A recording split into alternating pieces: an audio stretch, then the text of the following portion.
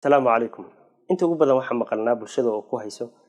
hebel waa nin fiican dabeecad fiican iyo dabeecad wanaagsan ayuu leeyahay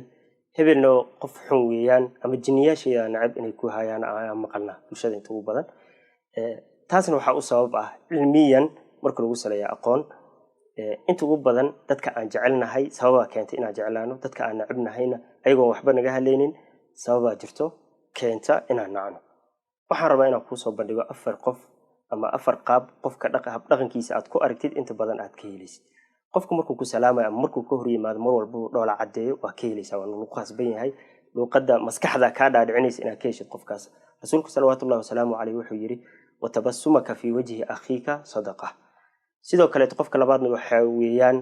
qofka inta badan ka fogaada dadka inuu wax weydiiyo wax uu su'aalo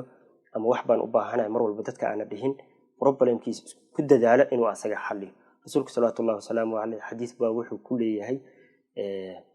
wazid fima 'inda an-nas yuhibbuka an-nas xadiis gabagabadiisa ay tahay ka fogow dadka wax gacantooda ku jira ama waxay haystaan dadku way ku jeclaanayaan labada sifood qofka lagu helaa inta badan dadku way ka helayaan sidoo kale dadku waxay u baahan yihiin qof dhageysta maalmaha anaga waxaan ku mashquulsanahay marka qof nabalamiya aan la kulana telefoonka ku mashquulna waxyaabahaasna waa waxyaabaha dadka inta ugu badan nagu nacaan ma xadidi karaan dadka ma dhahayaan hebel waxbuu iga haleeyay laakiin waxay leeyihiin hebel qof wanaagsan ma kama helayaan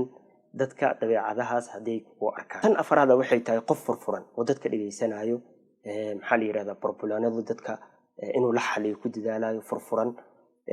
marka uu horeysa negative dadka aan ka horkeenin inta badan dadka way jecel yihiin afartaas hab dhaqan qofkay ka helaan qofkii lagu arkaa dadka inta badan waxay leeyihiin qof wanaagsan weeyaan halka dadka kale ay afarta marka laga waayay yiraahdaan hebel jinniyaasha nacab ama hebel kama helin aan ku dadaalna inaan iska bedelno dabeecadaheena aan u bedelno dabeecado wanaagsan. Assalaamu alaykum wa rahmatullahi.